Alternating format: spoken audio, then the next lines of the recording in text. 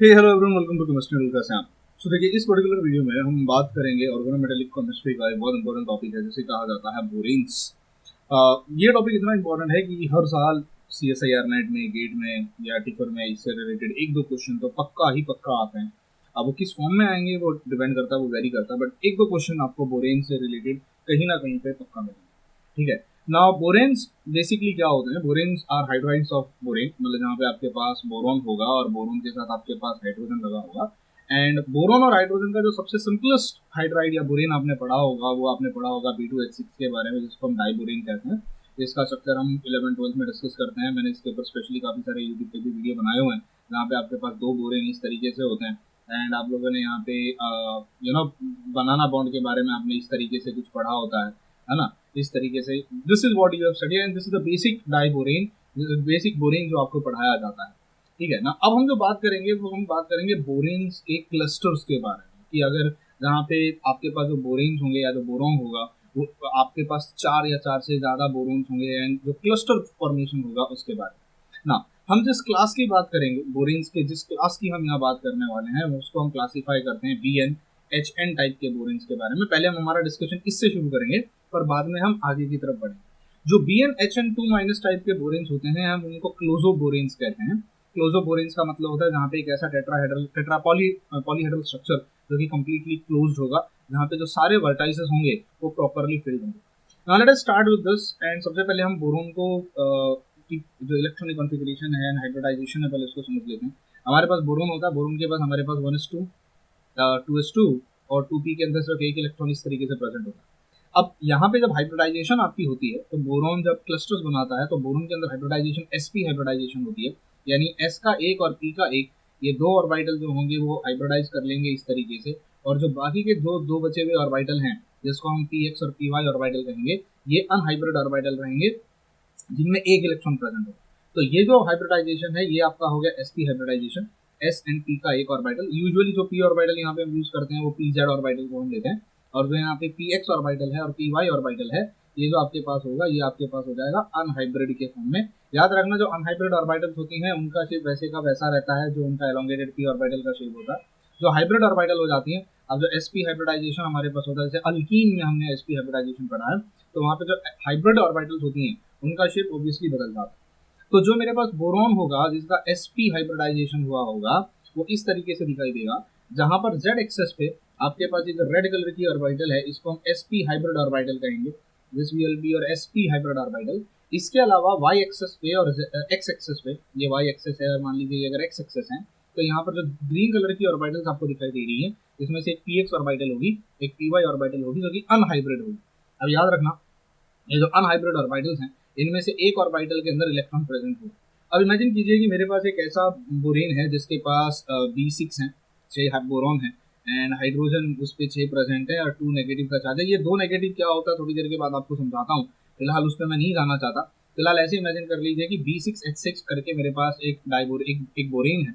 अब यहाँ पे जो 6 बोरॉन होंगे वो ऑक्टाहेड्रल ज्योमेट्री अगर आप लोगों ने पढ़ी हो तो ऑक्टाहेड्रॉन के जो आपके 4 पॉइंट्स यहाँ पर, 5वां पॉइंट ऊपर, 6वां पॉइंट नीचे, इन 6 वर्टाइसेस पे आपका बोरॉन प्रेजेंट होगा इस तरीके से। यहाँ पर भी बोरॉन होगा, यहाँ बोरॉन, यहाँ पर बोरॉन होगा, यहाँ पर बोरॉन होगा, यहाँ पर बोरॉन होगा और ये भी बोरॉन होगा। अभी सारे बोरॉन में देखो मैंने वही सेम कलर्स यूज किए हैं। रेड कलर की जो ऑर्बिटल्स होंगी, जो रेड कलर की ऑर्बिटल्स होंगी वो रिप्रेजेंट करेंगी sp हाइब्रिड ऑर्बिटल्स, और जो ग्रीन कलर की ऑर्बिटल्स होंगी हर एक बोरॉन पे, जो ग्रीन कलर की ऑर्बिटल्स होंगी वो रिप्रेजेंट करेंगी आपकी px and py orbital which are unhybrid orbital. ठीक है। सी देखिए, वैसे अगर मैं हर एक बोरॉन को पकड़ूं, एक इंडिविजुअल बोरॉन को, यहाँ पे 6 बोरॉन है, हर बोरॉन के पास 4 ऑर्बिटल्स होती हैं। तो यहाँ पर अगर 6 बोरॉन है तो 6 बोरॉन की कुल मिला के 24 ऑर्बिटल्स होती हैं, 24 ऑर्बिटल्स। उसमें से जो 12 ऑर्बिटल्स होंगी, जो 12 ऑर्बिटल्स होंगी, अगर आप देखो ये जो 2 ऑर्बिटल्स हैं इन्होंने हाइब्रिडाइजेशन करने के बाद 1 2 3 4, एक बोरॉन में 4 ऑर्बिटल्स होती हैं, वैलेंस ऑर्बिटल्स। उसमें से 2 ऑर्बिटल जो होंगी वो हाइब्रिडाइजेशन कर चुकी होंगी, यानी मैं कह सकता हूँ कि 12 ऑर्बिटल जो होंगी वो हाइब्रिडाइजेशन कर चुकी होंगी, और जो 12 बची हुई ऑर्बिटल्स होंगी वो अभी भी अनहाइब्रिड ऑर्बिटल्स रहेंगी। अगर आप यहाँ पे ध्यान से देखो तो जो रेड कलर की ऑर्बिटल है sp हाइब्रिड ऑर्बिटल, उसके एक साइड में तो हाइड्रोजन आगे चिपक गया होगा क्योंकि sp हाइब्रिड ऑर्बिटल इधर भी होती है इधर भी एक होती है, तो एक साइड में तो वहां पर हाइड्रोजन ने आगे सिग्मा बॉन्ड बना लिया होगा जो कि normal two centre two electron जो बॉन्ड होता है हमारे पास, दो सेंटर दो इलेक्ट्रॉन वाला जो एक नॉर्मल कोवेलेंट बॉन्ड जिसे हम कहते हैं, पर जो एक ऑर्बिटल अंदर की तरफ बची हुई है, एक ऑर्बिटल जो अंदर है, जैसे यहाँ पर जो एक ऑर्बिटल अंदर है, यहाँ अंदर की तरफ है, अगर आप ध्यान से नोटिस करो तो ये जितने भी बोरोन्स हैं इन सब की ये एक ऑर्बिटल, sp हाइब्रिड ऑर्बिटल में से एक ऑर्बिटल वो आपके ऑक्टाहेड्रॉन जो बना है उसके सेंटर की तरफ पॉइंट कर रही है। ये सारी ऑर्बिटल्स की सिमेट्री इस तरीके से मैच होती है कि ये सारे ऑर्बिटल्स आएंगे। अभी तो डायग्राम आपको दूर दूर और डिस्टेंस पे दिखाई दे रहा है, इमेजिन कीजिए अगर ये नजदीक नजदीक नजदीक नजदीक होता तो ये सारी ऑर्बिटल्स, ये जो ऑर्बिटल्स प्रेजेंट है ना, ये सारी ऑर्बिटल्स आपस में ओवरलैप करके एक सिंगल ऑर्बिटल बना देते। तो आई होप आपको molecular orbital theory and symmetry के बारे में पता होगा। जब हमारी ऑर्बिटल सेम सिमेट्री की होती हैं और जब वो ओवरलैप कर देती हैं तो वो एक सेम सिमेट्री की एक ऑर्बिटल बना लेती हैं। ये जो ऑर्बिटल्स बनेगी इसका स्पेक्ट्रोस्कोपिक टर्म सिंबल होगा A1G। Z A रेफर करता है जब हमारे पास एक सिंगली डीजनरेटेड ऑर्बिटल होती है, एक ऐसी ऑर्बिटल होती है जो सिंगली डीजनरेटेड होती है, ठीक है। तो ये 6 ऑर्बिटल्स ने मिलकर सेंटर में ओवरलैप करके एक ऐसी ऑर्बिटल बना लेंगे जो जिसकी सिमेट्री परफेक्टली ऑक्टाहेड्रल सिमेट्री होगी, उसकी OH सिमेट्री कहलाएगी वो। अगर आपने सिमेट्री एलिमेंट्स के बारे में थोड़ा बहुत कहीं पढ़ा हो, नहीं पढ़ा हो तो गोली मारो, इट डजंट मैटर क्या है वो, बट यहाँ पर वो मैच हो जाएंगी। और बाकी की जो 6 ऑर्बिटल्स हैं वो 6 ऑर्बिटल 6 हाइड्रोजन के साथ बाहर की तरफ ओवरलैप कर लेंगे। अब यहाँ समझने वाली बात ये है कि जो ऑर्बिटल्स आपने यहाँ पर यूज करी हैं, ये वाला जो बॉन्ड है इसको कहा जाता है नॉन स्केलेटल बॉन्ड, ठीक है। नॉन स्केलेटल बॉन्ड या नॉन स्केलेटल इलेक्ट्रॉन जो वहां पर इन्वॉल्व है, क्योंकि देखिए अगर आप ध्यान से नोटिस करो जो ग्रीन कलर के ऑर्बिटल्स हैं, ये ग्रीन कलर के अनहाइब्रिड ऑर्बिटल्स, अब ये बोरोन का जो बॉन्ड बनता है, अब या यहाँ पर हाइड्रोजन बीच में आएगा या बोरोन का जो आपस में बॉन्ड बनता है, आपने कई बार देखा होगा बोरेन्स के अंदर आपस में भी बॉन्ड बनाते हैं। बोरोन एक जो होता है वो इलेक्ट्रॉनिक डिफिशिएंट स्पीशीज है, इलेक्ट्रॉन डिफिशिएंट स्पीशीज होती है और वो आपस में बॉन्ड बनाती है और तभी वो खुद को एक दूसरे को सेटिस्फाई कर पाती है। आई बात आपको यहाँ तक समझ में? तो ये डायग्राम आपको समझना है जो कि बहुत इंपॉर्टेंट है। इससे अब मॉलिक्यूलर ऑर्बिटल डायग्राम हमारे पास निकल के आता है। देखिए हमारे पास sp हाइब्रिड ऑर्बिटल्स होती हैं, px py हमारे पास ऑर्बिटल होती है, जहां पर यहाँ सिर्फ एक ही इलेक्ट्रॉन प्रेजेंट होता है, यहाँ पर 2 इलेक्ट्रॉन प्रेजेंट होते हैं। कुल मिला के हमारे पास 12 ऑर्बिटल्स ऐसी होती हैं जो कि px और py वाली होंगी, और कुल मिला के हमारे पास 6 ऑर्बिटल ऐसी होती हैं जो सिग्मा बॉन्ड बना चुकी होंगी, और 6 ऑर्बिटल ऐसी होती हैं जो अंदर की तरफ जाकर तो एक सिंगल बॉन्ड बना चुके होंगे। मतलब देखो आप क्लासीफाई कीजिए, कुल मिला के हमारे पास 24 ऑर्बिटल्स थे। अगर 1 2 3 4, मैं V6H6 की बात कर रहा हूँ स्पेसिफिकली, ठीक है, V6H6 की बात कर रहा हूँ, तो कुल मिला के 6 बोरोन थे, 6 बोरोन के 1 2 3 4 ऑर्बिटल्स मिला के 24 ऑर्बिटल्स हो रहे थे। इन 24 ऑर्बिटल्स में से अगर आप ध्यान से नोटिस करो तो sp के 2 और px और py के 2 अनहाइब्रिड ऑर्बिटल, ये जो 2 अनहाइब्रिड ऑर्बिटल थे अगर मैं इनको पकड़ूं तो 6 बोरोन के मिला के 12 अनहाइब्रिड ऑर्बिटल जो है हमारे पास, 12 अनहाइब्रिड ऑर्बिटल्स हैं, और यहाँ पर 6 हमारे पास 12 हाइब्रिड ऑर्बिटल्स हैं, बिकॉज ये 2 हाइब्रिड ऑर्बिटल है, हाइब्रिड ऑर्बिटल्स हैं। अब इन 12 हाइब्रिड ऑर्बिटल्स में से भी अगर आप फर्दर देखो तो 6 ऑर्बिटल्स ऐसे हैं, जैसे ये वाली ऑर्बिटल्स अगर आप देखो, ये वाला ऑर्बिटल देखो, यहाँ पर ये वाला ऑर्बिटल, यहाँ पर ये वाला ऑर्बिटल, यहाँ पर ये वाला ऑर्बिटल, यहाँ पर ये वाला, जिन्होंने 6 ऑर्बिटल्स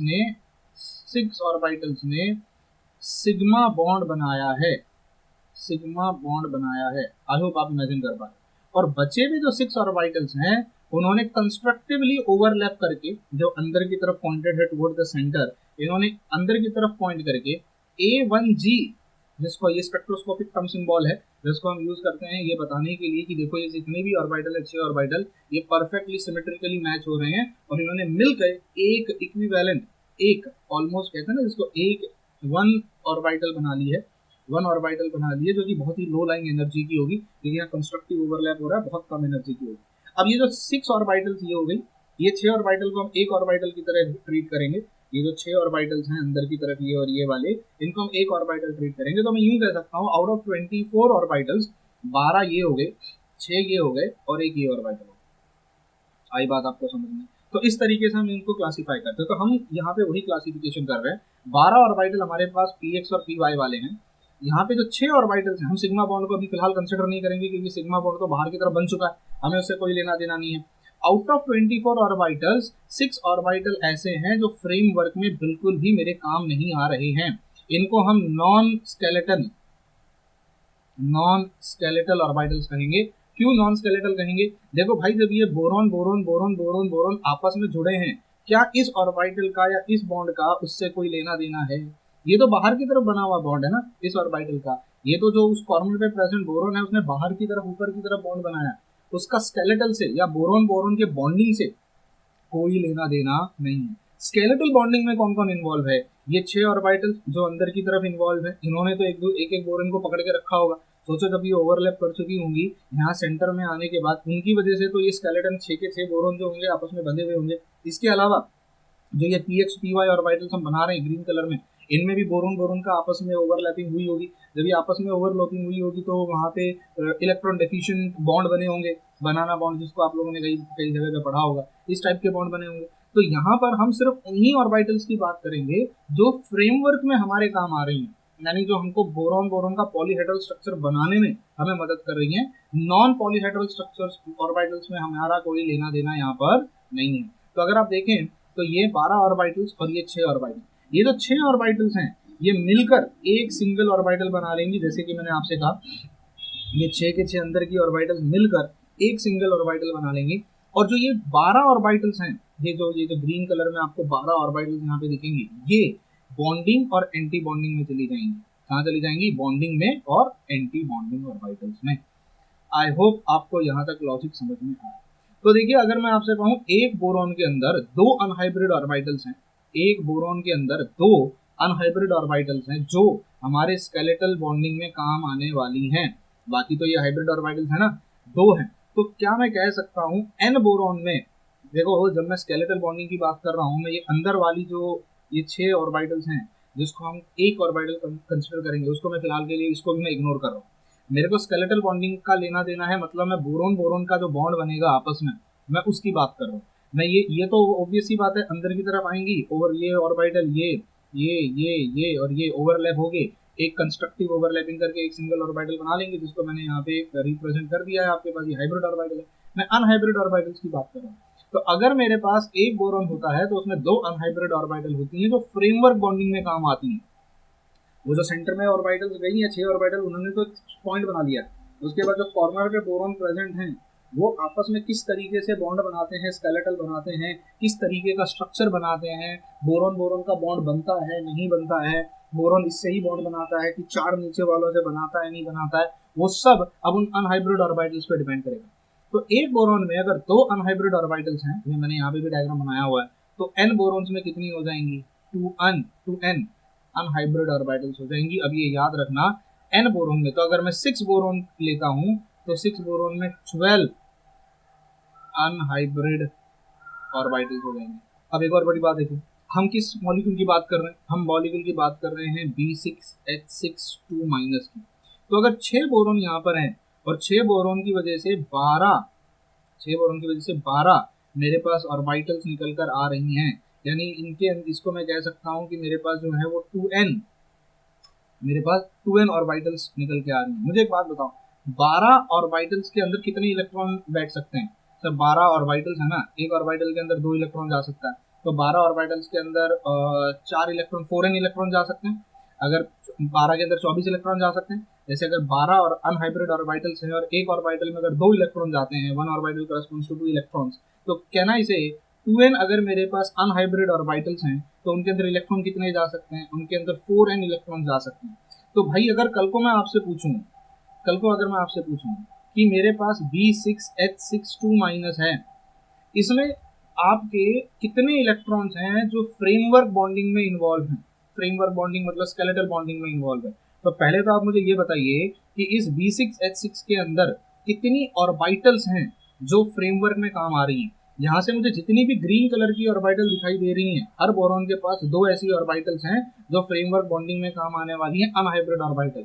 मतलब 6 बोरॉन है तो 12 ऐसी ऑर्बिटल्स होंगी जो वहां पर काम आएंगी, जिसको हम रिप्रेजेंट कर सकते हैं 2n के साथ। मतलब अगर बोरॉन 6 थे तो 12 डबल ऑर्बिटल्स हैं। तो मुझे बताइए उसके अंदर कितने इलेक्ट्रॉन जा सकते हैं? How many electron can they accommodate? जा सकते हैं, कितने हैं मैंने उससे वो नहीं पूछा, इतने इलेक्ट्रॉन जा सकते हैं उनके अंदर। तो ऑब्वियस ही बात है सर, उनके अंदर 4n इलेक्ट्रॉन जा सकते हैं, क्योंकि अगर 12 ऑर्बिटल्स हैं, 12 ऑर्बिटल के अंदर 24 इलेक्ट्रॉन जा सकते हैं, सीधी सीधी सी बात है। तो क्या मैं इसको 4n नहीं कह सकता? जितनी ऑर्बिटल्स होती हैं उसके डबल इलेक्ट्रॉन जा सकते हैं। तो अगर 6 बोरॉन में 12 ऑर्बिटल ऐसी हैं जो अनहाइब्रिड हैं, तो उसके अंदर 24 इलेक्ट्रॉन जा सकते हैं। तो सिमिलरली यहाँ पे 24 इलेक्ट्रॉन, बट अनफॉर्चुनेटली अगर आप यहाँ पे ध्यान से देखो, यहाँ पे 2- भी लिखा हुआ है। ये 2- क्या रिप्रेजेंट करता है? इस पूरे स्ट्रक्चर में 2 एक्स्ट्रा इलेक्ट्रॉन भी हैं। ये 2 एक्स्ट्रा इलेक्ट्रॉन कहाँ से आए ना, मैं आपको थोड़ी देर के बाद बताऊंगा। मैं बता रहा हूँ आपको, बहुत सारे बच्चे ऐसे होते हैं जिनको ये नहीं समझ में आता ये 2 एक्स्ट्रा इलेक्ट्रॉन कहाँ से आए, ठीक है। और ये बेसिकली B6H6 का स्ट्रक्चर क्या है, बेसिकली हम समझना क्या चाह रहे हैं इससे। फिलहाल आप इस मॉलिक्यूलर ऑर्बिटल पे आइए, थोड़ी देर के बाद मैंने आप लोगों को समझाने के लिए यहाँ पे ये स्ट्रक्चर बनाए हुए, ठीक है। ये काफी मैंने बुक्स में से निकाले हुए स्ट्रक्चर्स, मैं आपको सब समझाऊंगा। फिलहाल ये समझ लीजिए जो मैं समझाना चाह रहा हूँ। तो मुझे बताइए, अगर 12 ऑर्बिटल्स हैं यानी 2n ऑर्बिटल्स हैं, ठीक है, तो क्या मैं यूं कह सकता हूँ कि उसके अंदर 24 इलेक्ट्रॉन जा सकते हैं? मतलब मैं कह सकता हूँ 4n इलेक्ट्रॉन जा सकते हैं, लेकिन ये 2 इलेक्ट्रॉन भी तो एक्स्ट्रा ऐड है, तो ये 2 इलेक्ट्रॉन भी तो एक्स्ट्रा ऐड होंगे। अगर वो 2 एक्स्ट्रा इलेक्ट्रॉन है तो एक और ऑर्बिटल की हमें जरूरत पड़ेगी, तो 2n + 1 ऑर्बिटल हो सकती है, क्योंकि उसके ऊपर 2 नेगेटिव चार्ज है।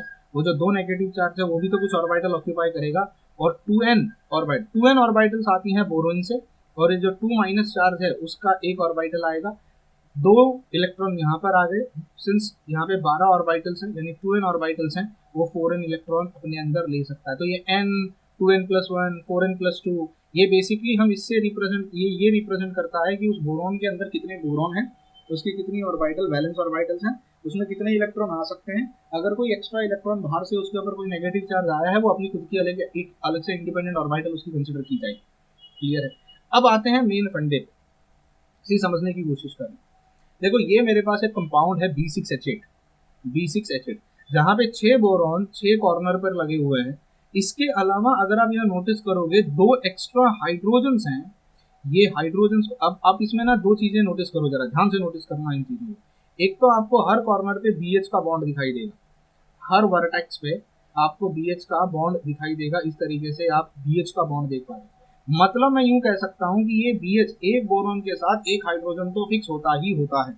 बाकी वो बोरॉन कितने क्या बॉन्ड बनाता है हमको उससे लेना देना नहीं है। देखो भाई, बोरॉन के पास 4 ऑर्बिटल थे, 4 ऑर्बिटल में अगर आप ऐसे भी इमेजिन करते हो कि 2 ऑर्बिटल हाइब्रिड हैं, 2 ऑर्बिटल हाइब्रिड हैं, और आप ऐसे इमेजिन करते हो कि 2 ऑर्बिटल जो है वो उसके पास अनहाइब्रिड है, तो हम इतना तो इमेजिन करके चलते हैं कि एक ऑर्बिटल के साथ हाइड्रोजन फिक्स है, वो बाकी की 3 ऑर्बिटल्स के साथ 1 2 और ये तीसरा ऑर्बिटल, ये 2 ऑर्बिटल जो है वो अनहाइब्रिड है, ये 2 ऑर्बिटल जो है वो अनहाइब्रिड है, और ये sp हाइब्रिड ऑर्बिटल है।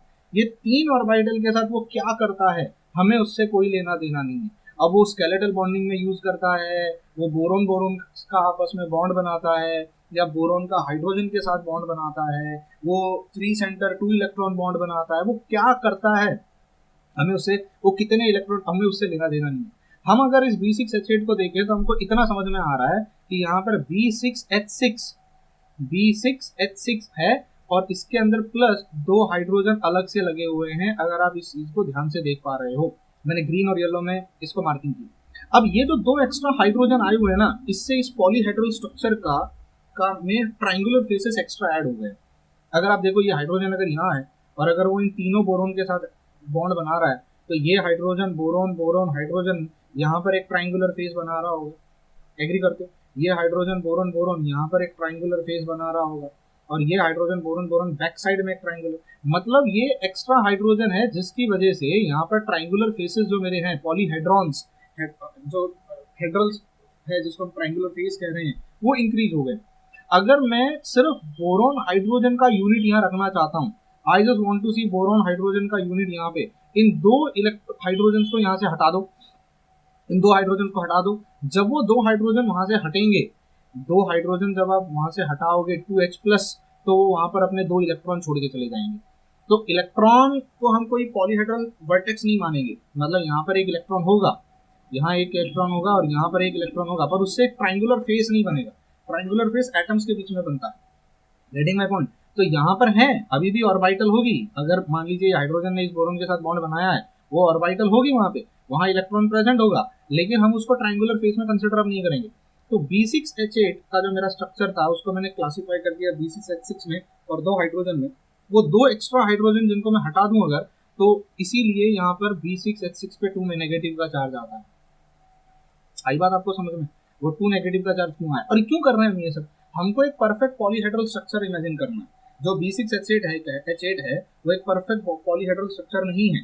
अगर मैं उसमें से सिर्फ 2, उसको अगर आप देखो तो BnHn में 2 एक्स्ट्रा हाइड्रोजन हैं। इन 2 हाइड्रोजन को अगर मैं हटा दूं तो वो 2 नेगेटिव चार्ज आ जाएगा और H+ हटा रहा हूं मैं वहां से। मैं H+ इसलिए हटा रहा हूं क्योंकि मैं इस स्ट्रक्चर की स्टेबिलिटी नहीं हिलाना चाहता। मेरे हाइड्रोजन की जरूरत क्यों है बताओ? वहां पे हाइड्रोजन की कीमत तब तक है जब तक उसके पास इलेक्ट्रॉन है। हाइड्रोजन अपना इलेक्ट्रॉन रख के बाहर निकल जाए कोई फर्क नहीं पड़ता, लेकिन अगर हाइड्रोजन अपना इलेक्ट्रॉन लेके बाहर निकलेगा तो इस पूरे मॉलिक्यूल की स्टेबिलिटी पे फर्क पड़ेगा। मुझे मॉलिक्यूल की स्टेबिलिटी नहीं हिलानी है। हाइड्रोजन को वहां से चुपचाप निकाल के बाहर रख दूंगा। हाइड्रोजन की जो मेन नीड थी मेरी, इलेक्ट्रॉन, उसको वहीं रखूंगा तो इलेक्ट्रॉन वहीं रहेगा जिससे कि इसकी स्टेबिलिटी पे कोई फर्क ना पड़े। लेकिन वो हाइड्रोजन निकल जाएगा ताकि मेरा जो वर्टेक्स है, ट्रायंगुलर फेसेस जिनको मैं इमेजिन कर रहा हूँ पॉलीहेड्रल स्ट्रक्चर, जिसमें मैं सिर्फ बोरोन और हाइड्रोजन के यूनिट को इमेजिन करना चाहता हूँ, वो वहीं पे बना रहे। इसीलिए वो 2 नेगेटिव चार्ज वहां पर आ जाता है। आई बात समझ में? बहुत सारे लोग सोचते हैं कि 2 नेगेटिव चार्ज आने से स्टेबिलिटी हिल जाएगी। स्टेबिलिटी पे कोई फर्क नहीं पड़ा है। आप इमेजिन कर पा रहे हो क्यों नहीं स्टेबिलिटी पे फर्क पड़ा? ऐसा स्ट्रक्चर जहां पर सिर्फ 2 हाइड्रोजन को हटाने से, ध्यान से सुनना, ऐसा स्ट्रक्चर जहां पर सिर्फ 2 हाइड्रोजन को हटाने से मुझे एक पॉलीहेड्रल BH यूनिट का स्ट्रक्चर मिल जाता है। इस तरीके से एक पॉलीहेड्रल यूनिट स्ट्रक्चर जिसमें सिर्फ बोरॉन और हाइड्रोजन प्रेजेंट होते हैं, इस स्ट्रक्चर को हम क्लोजो स्ट्रक्चर कहते हैं। ऐसे स्ट्रक्चर्स को हम क्लोजो स्ट्रक्चर्स कहते हैं। तो अगर मेरे पास बोरॉन और हाइड्रोजन में ऐसा एक स्ट्रक्चर आ जाता है जिसमें से सिर्फ 2 ही हाइड्रोजन को निकाला गया है, हम उसे क्लोजो स्ट्रक्चर कहते हैं। अब अगर आप नीचे देखो, just try to look below, मेरे पास 1 2 3 4 5 बोरॉन है यहाँ पे, ठीक है। अगर आप हाइड्रोजन को कैलकुलेट करो तो 1 2 3 4 हाइड्रोजन तो होंगे, मतलब यहाँ पर आपको B5 H5 तो मिलेगा ही मिलेगा। लेकिन इसके साथ साथ अगर आप देखो यहाँ पर एक्स्ट्रा 1 2 3 4 हाइड्रोजन आपको एक्स्ट्रा यहाँ पे दिखाई दे रहे होंगे, जिसकी वजह से ये स्ट्रक्चर B5H9 बन चुका है। क्या बन चुका है ये स्ट्रक्चर? B5H9। अगर आप देखो तो ये हाइड्रोजन, मैं इनको मार्क कर देता हूँ येलो कलर से, ये जो हाइड्रोजन है, ये हाइड्रोजन जो है, ये अनवांटेडली इस स्ट्रक्चर का, B5H9 का जो मेरा स्ट्रक्चर है उसमें वर्टाइसेस या ट्रायंगुलर फेसेस को अनवांटेडली इंक्रीज कर रहा है। मुझे यहाँ पे सिर्फ बोरॉन हाइड्रोजन का स्ट्रक्चर चाहिए। I just want to imagine it like a boron hydrogen unit. तो बोलो मैं क्या करूँ? मैं यहाँ से 4 हाइड्रोजन पॉजिटिव्स को अगर हटा दूं, पॉजिटिव हटा रहा हूँ क्योंकि मैं वहाँ इलेक्ट्रॉन रखना चाहता हूँ जिससे ओवरऑल स्टेबिलिटी ऑफ मॉलिक्यूल ना हिले, ठीक है। तो अगर मैं 4 हाइड्रोजन वहां से हटा दूं तो मुझे सिर्फ BH यूनिट दिखाई देंगे। और नो डाउट वहां पर इलेक्ट्रॉन है जिससे बोरॉन ने बॉन्ड बनाया हुआ है, बट मुझे उस एटम को, उस इलेक्ट्रॉन से मुझे कोई लेना देना नहीं है। फिलहाल मैं ये इमेजिन करके चल रहा हूँ, सिर्फ BH यूनिट दिखाऊंगा। अगर आप इस BH यूनिट को ध्यान से देखो तो यह बन गया है B5H5, जो कि 4- की, यानी 4 हाइड्रोजन हटाने के बाद आया। अच्छा, अब इसको इमेजिन करने के 2 तरीके। अगर आप ऊपर का स्ट्रक्चर देखो और अगर आप नीचे का स्ट्रक्चर देखो तो आपको ऐसा समझ में आ रहा होगा देखने के बाद कि यार ऊपर का स्ट्रक्चर जो है ना, अगर इसमें एक BH यूनिट को हटा दिया जाए तो नीचे वाला स्ट्रक्चर बन जाता है। मतलब ये स्ट्रक्चर और ये स्ट्रक्चर में एक वर्टेक्स का फर्क है। इस स्ट्रक्चर में और इस स्ट्रक्चर में क्या फर्क दिखाई दे रहा है आपको? इस स्ट्रक्चर में और इस स्ट्रक्चर में यही फर्क दिखाई दे रहा है कि यहाँ पर एक BH का यूनिट गायब है। अगर वो एक BH का यूनिट गायब होता है तो 2 एक्स्ट्रा हाइड्रोजन वहां पर आकर ऐड हो गए। यहाँ ऑलरेडी 2 येलो हाइड्रोजन थे, यहाँ पर भी 2 तो हैं, पर 2 एक्स्ट्रा ऐड हो गए। अगर मैं यहाँ पर देखूँ तो मुझे ये समझ में आ जा रहा है कि अगर मैं इस BH यूनिट को रिप्लेस कर दूं बोरॉन और हाइड्रोजन के यूनिट को, या यहाँ पर ऐड कर दूं, तो मुझे ये क्लोजो स्ट्रक्चर मिल जाएगा। मतलब इस स्ट्रक्चर और इस स्ट्रक्चर में एक वर्टेक्स का फर्क है, इसलिए इस स्ट्रक्चर को हम नीडो स्ट्रक्चर कहेंगे। क्या कहेंगे? नीडो स्ट्रक्चर कहेंगे। अब इसको सिंपल तरीका समझाने का, क्लोजो स्ट्रक्चर वो होता है जिसको बनाने के लिए सिर्फ 2 ही हाइड्रोजन हटाने पड़ते हैं। सिर्फ 2 हाइड्रोजन हटा दो, सिर्फ 2 हाइड्रोजन हटा दो, आपको परफेक्ट क्लोजो स्ट्रक्चर मिल जाता है। लेकिन नीडो स्ट्रक्चर वो होता है जिसको बनाने के लिए आपको 4 हाइड्रोजन हटाने पड़ते हैं, क्योंकि उसमें एक BH यूनिट कम होता है। तो can I say 1 BH unit is somewhere approximately equivalent to, मतलब मैं कह सकता हूँ कि 2 हाइड्रोजन के बराबर है। अगर एक BH यूनिट देखो यहाँ पर और इसमें एक BH यूनिट कम है, ये BH यहाँ पे कम है, तो उसकी जगह 2 एक्स्ट्रा हाइड्रोजन आ चुके हैं वहां पर। आई बात आपको समझ में, दो एक्स्ट्रा हाइड्रोजन। चलो यहीं पे बात कर लेते हैं, अगर इस स्ट्रक्चर के अंदर 4 हाइड्रोजन ऐड कर दिए जाएं तो ये ऐसा बन जाएगा, और इसके अंदर 2 हाइड्रोजन ऐड कर दिए जाएं तो ये ऐसा बन जाएगा। तो बेसिकली इन दोनों के बीच में सिर्फ 2 हाइड्रोजन का डिफरेंस है। मैं उम्मीद करता हूँ मैं जो समझाने की कोशिश करना चाहता हूँ वो आप लोगों तक पहुंच गया होगा। सी आप रेफरेंस बुक से अगर उठाओगे ना तो रेफरेंस बुक में इन्हीं चीज़ों को बड़े मतलब कहते हैं ना इंग्लिश वे में लिखा गया, तो बड़े वो कॉम्प्लिकेटेड वे में पुटअप किया गया है। आप काप्री का बुक रेफर कीजिएगा, वहाँ पे काफी अच्छे तरीके से इसको एक्सप्लेन किया गया। तो आई होप आपको क्लोजो स्ट्रक्चर और नीडो स्ट्रक्चर में फर्क समझ में आया होगा। अब इसी सीरीज में क्लोजो नीडो के बाद हमारे पास आता है एरेक्नो। जैसे यहाँ एक बहुत अच्छा सा मैंने आपको एग्जांपल दे सकता हूँ। देखिए अब मैं सिर्फ बीएच यूनिट्स की बात कर रहा हूँ, मतलब मैं इस स्ट्रक्चर्स की बात कर रहा हूँ, मैं एक्स्ट्रा हाइड्रोजन को वहाँ पे कहीं पर भी इन्वॉल्व नहीं कर रहा हूँ, मेन स्ट्रक्चर की बात नहीं कर रहा हूँ। मान लीजिए ये मेरे पास एक B6H6 का स्ट्रक्चर है जिसपे 2 नेगेटिव चार्ज है, ठीक है। आप यहाँ से BH का यूनिट हटा दीजिए वहां से BH का यूनिट। आप जैसे ही वहां से BH का यूनिट हटाओगे मेरे पास ये वाला स्ट्रक्चर यहाँ पे इस तरीके से प्रेजेंट हो जाएगा। जब आप BH का यूनिट वहां से हटा रहे हो ऑब्वियसली आप वहां पे इलेक्ट्रॉन लूज करके जाओगे, वहां पे आप एक्स्ट्रा इलेक्ट्रॉन छोड़ के जाओगे, बिकॉज उससे बिना फिर स्टेबिलिटी हिल जाएगी। देखो यहाँ से एक हाइड्रोजन यहाँ पर ऑलरेडी था, अगर आप स्ट्रक्चर देख रहे हो लास्ट वाला, यहाँ पर एक हाइड्रोजन था, आपने ऑलरेडी वहां से हाइड्रोजन को हटाया है, तो वहां पर एक इलेक्ट्रॉन यहाँ पर और एक इलेक्ट्रॉन यहाँ पर, ऑलरेडी इसके ऊपर 2 नेगेटिव चार्ज है। आप फिर से BH यूनिट वहां से हटा रहे हो, तो आप जब वहां से एक BH यूनिट फिर से वहां पर हटाते हो तो आपको और 2 एक्स्ट्रा इलेक्ट्रॉन वहां पे छोड़ के जाना पड़ता है। 2 एक्स्ट्रा इलेक्ट्रॉन वहां पर आप छोड़ के जाओगे तो टोटल कितना नेगेटिव चार्ज आ जाएगा, 4 माइनस चार्ज आ जाएगा, वो B5H5 बन जाएगा लेकिन फिर 4 नेगेटिव चार्ज। समझा, मतलब आप BH2 प्लस हटा रहे हो, देख रहे हो BH2 प्लस आपने माइनस किया है। अगर आप यहाँ से ये BH पे 2 पॉजिटिव तो वहां पर आप अपने 2 इलेक्ट्रॉन छोड़ के चले जाओ तो वहां पे टोटल कितना नेगेटिव चार्ज आ जाएगा, 4। अब सोचो ध्यान से सुनना, इस पे सिर्फ कितना नेगेटिव चार्ज था, 2 नेगेटिव चार्ज था, यानी एक इलेक्ट्रॉन यहाँ छुड़ा हुआ था, एक इलेक्ट्रॉन यहाँ। अगर 2 एक्स्ट्रा हाइड्रोजन इसमें ऐड कर दिया जाए, 2 हाइड्रोजन ऐड कर दिया जाए तो वो फिर से एक नॉर्मल स्ट्रक्चर बन जाएगा जिसमें मल्टीपल पॉलीहेड्रा था, मल्टीपल ट्रायंगुलर फेसेस था। यहाँ पर आपने जब एक और BH यूनिट हटाया तो वहां पर आप कितना इलेक्ट्रॉन और 2 इलेक्ट्रॉन छोड़ के जाओगे, यहाँ पर एक इलेक्ट्रॉन, यहाँ पर एक इलेक्ट्रॉन पहले से था, 2 माइनस ऑलरेडी था, आपने और 2 इलेक्ट्रॉन वहां पर लूज किए, मतलब यहाँ पे कुल मिला के 4 नेगेटिव चार्ज। तो अगर यहाँ पे 4 हाइड्रोजन को ऐड कर दिया जाए तो आपको ये वाला स्ट्रक्चर मिल जाए। तो क्या ये दोनों स्ट्रक्चर एक दूसरे के साथ रिलेटेड नहीं है? इस स्ट्रक्चर को हम क्लोजो स्ट्रक्चर कहते हैं, इस स्ट्रक्चर को हम नीडो स्ट्रक्चर कहते हैं, इस स्ट्रक्चर को हम एरेक्नो स्ट्रक्चर कहते हैं। आई बात सर, ये आपका वही स्ट्रक्चर है सर, ये नीडो स्ट्रक्चर ही है, बस इस नीडो स्ट्रक्चर में हमने क्या कर दिया, हाइड्रोजन को ऐड कर दिया। तो इस स्ट्रक्चर से हम ये स्ट्रक्चर डिराइव कर सकते हैं, आपको BH यूनिट हटाना है और वहां पर आपको 2 इलेक्ट्रॉन लाके प्लेस कर देना है। BH मैंने इससे पहले शायद कहीं लिख दिया था BH unit will be equivalent to 4 electron, तो वो थोड़ा सा गलत मैंने लिख दिया। BH यूनिट हटाओगे तो 2 एक्स्ट्रा इलेक्ट्रॉन वहां पर आप लाके रखो, ठीक है। यहाँ पे 4 माइनस था, आप 4 हाइड्रोजन ऐड करवा दो। देखो जो मैंने लास्ट स्ट्रक्चर बनाया हुआ है, यहाँ जो मैंने ये स्ट्रक्चर बनाया हुआ है वो यहाँ रेफरेंस बुक काप्री में भी दिया हुआ, वो आपके पास आई बात आपको समझ में। अच्छा अब आते हैं फिर से B6H6 पे। तो आपको क्लोजो नीडो एरेक्नो समझ में आया होगा, हम क्या कर रहे हैं आपको ये भी समझ में आया होगा। तो फिर से आते हैं B6H6 2 माइनस पे। देखिए टोटल वैलेंस इलेक्ट्रॉन कितने होते हैं इस B6H6 में, वैलेंस इलेक्ट्रॉन कैलकुलेट करो। तो 6 इलेक्ट्रॉन, 6 बोरोन है तो 6 इंटू 3, 6 हाइड्रोजन है तो 6 इंटू 1, और 2 नेगेटिव चार्ज है तो वो 2 एक्स्ट्रा ऐड करना पड़ेगा, कुल मिला के यहाँ पे 26 इलेक्ट्रॉन है।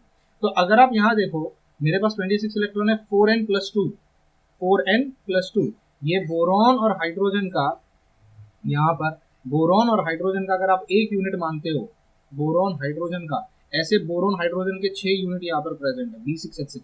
एक बोरॉन हाइड्रोजन का यूनिट रिप्रेजेंट करता है यहाँ पर 4 इलेक्ट्रॉन।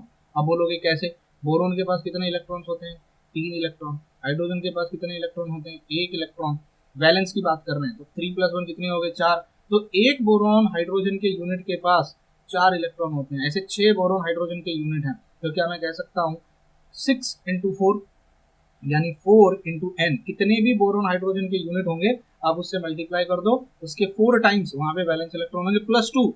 ये +2 क्या रिप्रेजेंट कर रहा है, इसके ऊपर जो 2 एक्स्ट्रा नेगेटिव चार्ज आया है वो उसको रिप्रेजेंट कर रहा है। आप समझ पा रहे हो? ये देखो इनका चालू हो गया फिर मेरे पास, चलो हाय बोलने आए हैं आपसे, से हाय। एक उधर बैठी है, 2 है मेरे पास, ये 2 नमूनिया है। चलो let's come to the topic. तो आपके पास B6H6 2 माइनस है, यहाँ पे टोटल बैलेंस इलेक्ट्रॉन कितने आ गए, 26 आ गए। वो 26 इलेक्ट्रॉन कैसे आए मैंने आपको बता दिया। जितने BH यूनिट होंगे, एक BH यूनिट 4 इलेक्ट्रॉन रिप्रेजेंट करता है, आप उसमें 2 ऐड कर लो तो 4 × 6 + 2 यानी 4n + 2। फ्रेमवर्क इलेक्ट्रॉन कितने हैं, फ्रेमवर्क इलेक्ट्रॉन कितने हैं, तो टोटल इलेक्ट्रॉन जो आपके पास है उसमें से BH बॉन्ड जितने होंगे, अब देखो यहाँ पे जो BH बॉन्ड बना होगा, यहाँ देखो ये BH बॉन्ड है, ये BH बॉन्ड है, यहाँ पे BH बॉन्ड है, भाई साहब वो BH बॉन्ड हटा दो आप। एक BH बॉन्ड 2 इलेक्ट्रॉन रिप्रेजेंट करता है, कितने BH बॉन्ड है यहाँ पे सर, यहाँ पे 6 BH बॉन्ड है, तो 2 इंटू BH बॉन्ड जितने भी होंगे उससे मल्टीप्लाई कर दो, यानी 12 इलेक्ट्रॉन 26 में से हटा दो तो आपके पास 14 इलेक्ट्रॉन बचते हैं। ये 14 इलेक्ट्रॉन अब इन्वॉल्व होंगे इस फ्रेमवर्क के अंदर। 14 इलेक्ट्रॉन जो होंगे ये उस पूरे फ्रेमवर्क को डिसाइड करेंगे, क्लस्टर बनाने में यूज हो जाएंगे। BH के 2 इलेक्ट्रॉन, यहाँ के 2 इलेक्ट्रॉन, यहाँ से 2 इलेक्ट्रॉन, ऐसे आपके पास अगर आप देखो तो ऐसे 6 बॉन्ड बने हुए हैं, यानी 12 इलेक्ट्रॉन आप हटा दो क्योंकि वो बोरोन हाइड्रोजन में चले गए हैं, वो 12 इलेक्ट्रॉन हटा दो तो 14 इलेक्ट्रॉन बचते हैं। ये 14 इलेक्ट्रॉन अगर आप देखो तो 14 इलेक्ट्रॉन मतलब कितने ऑर्बिटल्स हो गए, अगर आप यहाँ पे देखो तो 2n+2 का फंडा लगा लो आप, 6 बोरॉन है ना, 6 बोरॉन है तो 6 2 12 13 14, तो इतने इलेक्ट्रॉन फ्रेमवर्क में यूज हो रहे हैं और इतने टोटल वैलेंस इलेक्ट्रॉन थे। अच्छा, अगर आप यहाँ पे देखो फ्रेमवर्क इलेक्ट्रॉन कितने होते हैं उससे डिसाइड होता है कि क्लस्टर क्या होगा, वो निडो होगा, वो क्लोजो होगा, वो एरेक्नो होगा, वो किस टाइप का होगा। अब यहाँ देखो जैसे आपके पास बोरॉन BnHn2+2 है, यानी मैं इस कंपाउंड की बात कर रहा हूँ, मान लीजिए B6 है और H8 है, यहाँ पर अगर मुझे 2 हाइड्रोजन हटा दूं तो मुझे B6H6 मिल जाएगा। यानी ऐसा कोई भी मॉलिक्यूल जो BnHn+2 रिप्रेजेंट करता है इस फॉर्मूले का है, तो उसमें से 2 एक्स्ट्रा हाइड्रोजन को अगर आप हटा दो वो BnHn यूनिट बना लेगा, उसके ऊपर 2 एक्स्ट्रा इलेक्ट्रॉन आ जाएंगे, उसको हम क्लोजो स्ट्रक्चर कहते हैं। अब हमने लास्ट इसमें देखा कैलकुलेशन करना कि फ्रेमवर्क इलेक्ट्रॉन कितने होंगे, 2n+2, तो ऐसे जो मॉलिक्यूल्स होते हैं जो क्लोजो स्ट्रक्चर के होते हैं उनमें फ्रेमवर्क इलेक्ट्रॉन कितने हो जाते हैं, 2n+2।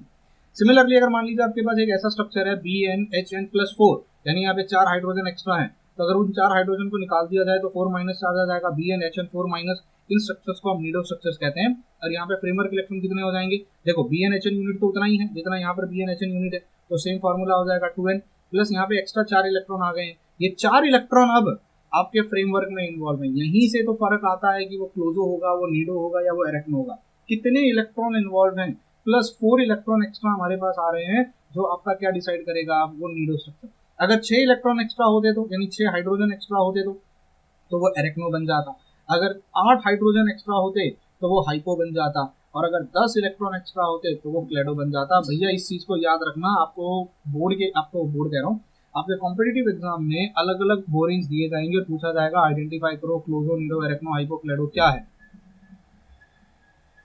उस केस में आप सिर्फ हाइड्रोजन हटा के BnHn का फॉर्मूला लगाना और देखना उसके ऊपर कितना नेगेटिव चार्ज आ रहा है, कितने हाइड्रोजन हटाने पड़ रहे हैं BnHn का एक पॉलीहेड्रल स्ट्रक्चर बनाने के लिए। तो अगर उसमें 2 हटाने पड़ रहे हैं तो क्लोजो, 4 हटाने पड़ रहे हैं तो नीडो, 6 हटाने पड़ रहे हैं तो एरेक्नो, 8 हटाने पड़ रहे हैं तो हाइपो। याद रखना 2n इलेक्ट्रॉन्स आपके इन्वॉल्व होते हैं फ्रेमवर्क में। Bn यूनिट अगर है, BnHn का यूनिट है, तो इसमें 2n इलेक्ट्रॉन्स हमेशा double the available boron electron use होते हैं फ्रेमवर्क में, और उसमें एक्स्ट्रा इलेक्ट्रॉन्स कितने आएंगे अपार्ट फ्रॉम दैम वो डिसाइड करता है कि वो क्लोजो होगा, नीडो होगा, एरेक्नो होगा, हाइपो होगा या क्लेडो। अब ये BnHn कैसे आया, आई होप आप ये समझ पा रहे हो, मैंने यहाँ पे आपको समझा दिया कि टोटल इलेक्ट्रॉन जो होते हैं उसमें से आप 2 टाइम्स BH बॉन्ड्स को हटा दीजिए, तो टोटल इलेक्ट्रॉन्स में से यानी 2n+2 का जो फॉर्मूला होता है ये फ्रेमवर्क इलेक्ट्रॉन डिसाइड करता है कि फ्रेमवर्क में, यानी ये जो ग्रीन ऑर्बिटल्स हैं और ये अंदर की ऑर्बिटल, ये BH यूनिट हटाने के बाद कि अंदर का जो स्ट्रक्चर होगा उसमें कितने इलेक्ट्रॉन इन्वॉल्व है। समझ में आया, क्लियर है, बहुत अच्छे से।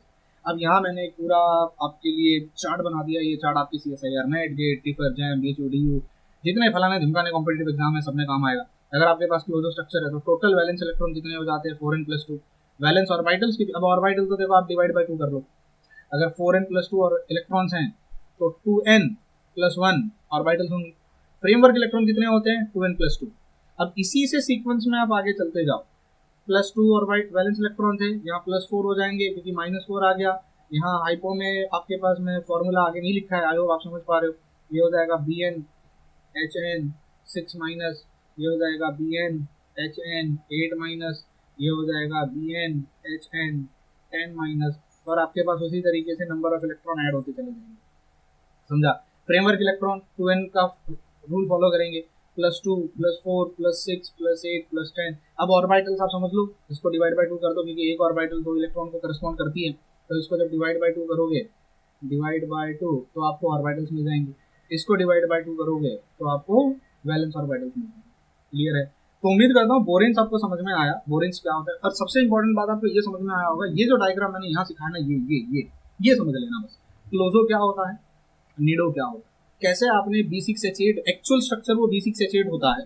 हमको जब भी पढ़ाया जाता है B6H2- पढ़ाया जाता है, जब भी हमको पढ़ाया जाता है B5H54- पढ़ाया जाता है, बल्कि एक्चुअल स्ट्रक्चर बोरोन का ये होता है, जिसमें कुछ हाइड्रोजन ब्रिजिंग होते हैं, ब्रिजिंग हाइड्रोजन, और कुछ हाइड्रोजन टर्मिनल हाइड्रोजन होते हैं। यहाँ पर कुछ हाइड्रोजन टर्मिनल है और 2 हाइड्रोजन यहाँ पर ब्रिजिंग है, और इसके अलावा बाकी बोरोन बोरोन का आपस में स्ट्रक्चर बॉन्ड बना हुआ है। इसके अलावा कुछ ऑर्बिटल्स होती हैं जो सेंटर में आके ओवरलैप हो चुकी होती हैं इस तरीके से, जो आपका इस पूरे फ्रेमवर्क को होल्ड करने का काम करती हैं। ये बाकी के बॉन्ड्स भी जो है वो फ्रेमवर्क को होल्ड करने का काम करते हैं। क्लियर है? आई होप इस वीडियो से आपको कुछ हद तक मैं नॉलेज दे पाया बोरेन्स के बारे में। डिटेल्ड जो बोरेन्स के बारे में होता है वो आप ऑब्वियसली मेन ग्रुप एलिमेंट्स में पढ़ते हो, एस ब्लॉक पी ब्लॉक में आपको पढ़ाया जाता है, जहाँ पे आपको डिटेल्स में बाकी सारी चीज़ें पढ़ाई जाती हैं। इसके अलावा कुछ और वीडियोस में अपलोड करूंगा जिनमें मैं बोरेन्स के बारे में, जैसे STYX रूल क्या होता है, MNO रूल क्या होता है, ये तो वेट्स रूल है जो हम पढ़ रहे हैं, ये सारा वेट्स रूल में काउंट किया जाता है, इसको वेट्स रूल कहा जाता है। तो कुछ और वीडियोस आएंगे, 2-3 वीडियोस में कुछ और डालूंगा जहाँ पे मैं आपको बोरेन्स के बारे में कुछ और डिटेल इन्फॉर्मेशन आपको देने वाला हूँ। ठीक है, उम्मीद करता हूँ ये आपको अगर अच्छा लगा होगा। अगर आप ऐप पे देख रहे हो तो बहुत अच्छी बात है, अगर आप यूट्यूब पे देख रहे हो इस वीडियो को तो प्लीज़ लाइक करो, शेयर करो, कमेंट करके बताओ, और अगर चैनल को सब्सक्राइब नहीं किया तो सब्सक्राइब कर लो। ठीक है, till then bye bye, take care and God bless you.